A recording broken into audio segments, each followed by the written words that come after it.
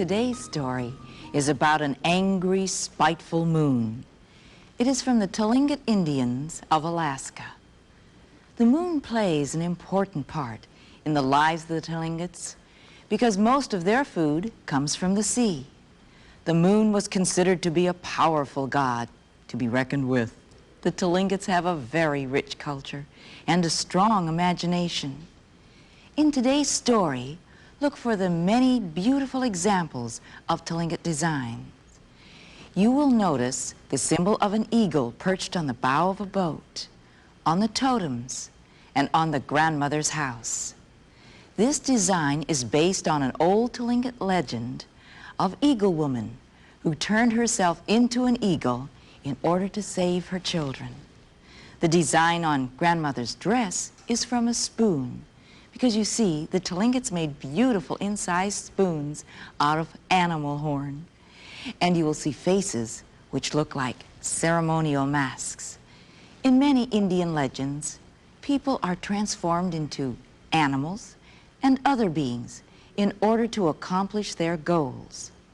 The masks worn in ceremonies which depict these tales are called transformation masks. Look for the moon crest on the moon's house and a whale design on the blankets. In fact, be sure to watch very closely. You'll see designs representing the Northwest Coast Indians throughout the entire story. But apart from the designs, the angry moon may be similar to other stories that you've heard before. Tell me if it is. It's now time to listen to The Tale of the Angry Moon.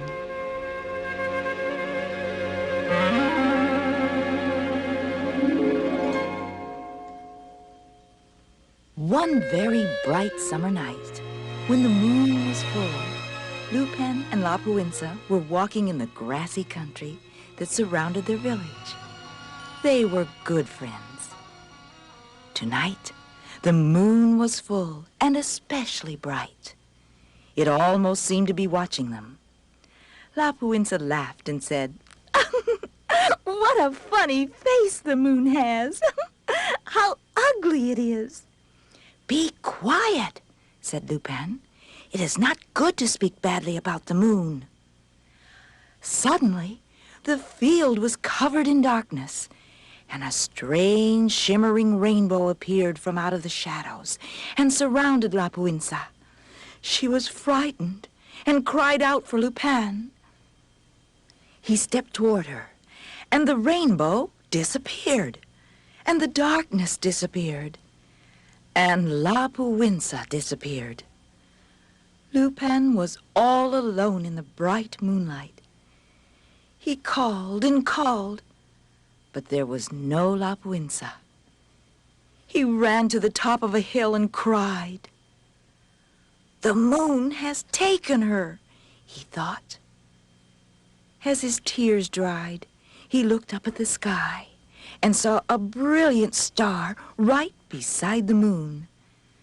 A strange idea came into his mind. "I wonder if I can hit the star." He took out his bow and arrow, and aiming very carefully at the star, shot at the star. The star disappeared. Strangely, his arrow did not come back. Again and again Lupin shot his arrows towards the empty space where the star had been. The arrows never returned. Lupin had been shooting arrows all night.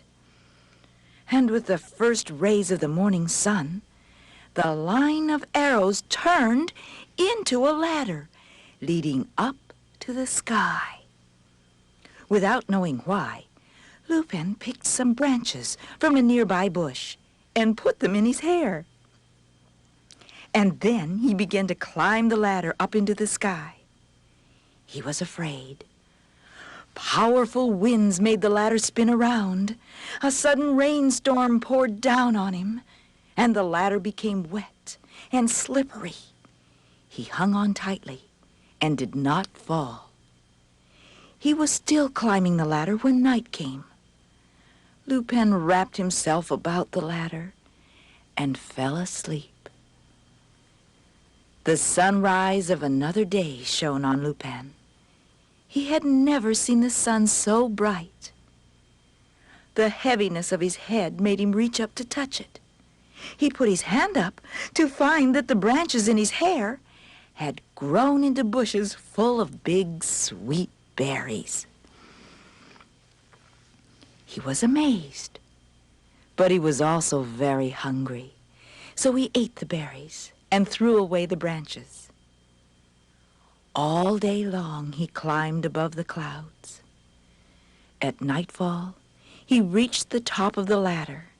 He was very tired, so he lay down and fell asleep. He was awakened by a small voice. "Wake up! I am coming for you! Wake up! My grandmother wishes me to bring you to her. She has been watching you climb here from Earth." Lupin was very surprised. There was a small boy looking at him. And so Lupin followed the boy over the sky road to the grandmother's house. She was glad to see Lupin and welcomed him. They sat around the fire. The grandmother said, "It is I who helped you on your way to this country. I could tell you were brave and had great need to come up to the sky." "I have come to find La Puinsa," Lupin said. "Yes," said the grandmother. "She has been captured by the moon who lives near here." They could hear La Puinsa's voice wailing in the distance. Lupin wanted to go to her, but the old grandmother told him to eat first, to regain his strength. She raised her hand 3 times, and each time food appeared. First, a fish appeared. Then a toasted ear of corn. She raised her hand a 3rd time, and fresh fruit appeared. Lupin ate hungrily and felt refreshed. "Now, when you go to the house of the moon, you must take 4 things." The grandmother gave him a pine cone and a fish eye, then a rose and a small stone. He was to use these to help him rescue La Puinsa. Lupin hurried into the land of the moon. The closer he came to the moon's house, the louder La Puinsa's cries became, and he began to run. Now he could see her up on the roof, caught in the smoke hole, with the fire licking at her heels. He quietly ran to the roof so that the moon could not hear him. La Puinsa was so happy to see him, she stopped crying. "Don't stop crying," Lupin whispered. "Cry louder. I don't want the moon to know that you are getting away." So she cried louder as Lupin pulled her from the smoke hole. He put the pine cone in the smoke hole, and it made a crying sound, just like La Puinsa. Hand in hand, they started to run. Then the pine cone stopped crying, and the moon became very angry. He had been tricked.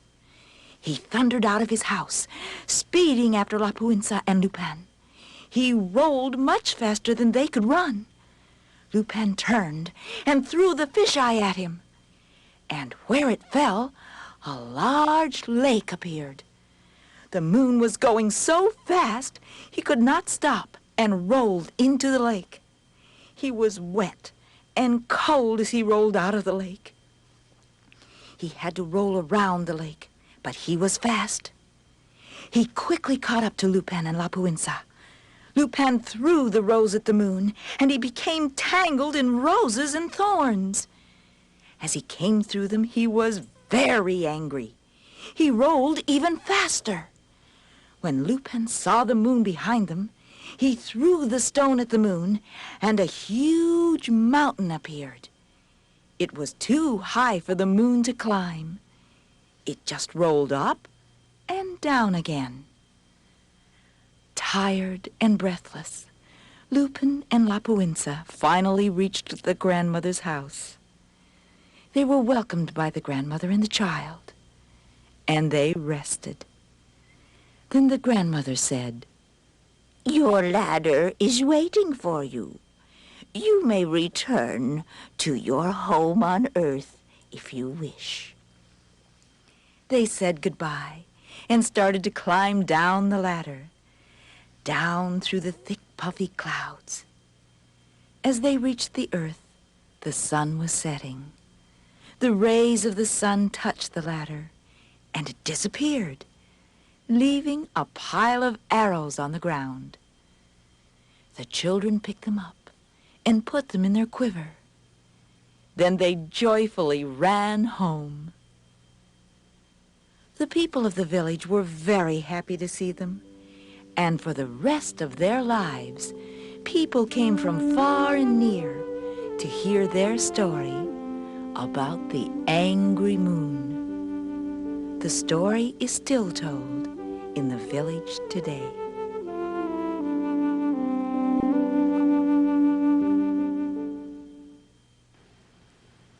Did this story remind you of other stories you've heard before? I'll bet it did. The angry moon may have reminded you of Hansel and Gretel. You see, stories from all over the world can be very similar.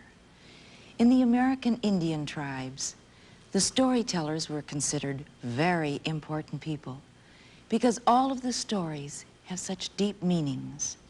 The Indians respected the storytellers and loved them. Look for Tlingit and other stories of the Northwest Coast Indians.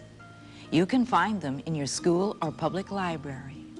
Share a story with a friend so our tales will never end.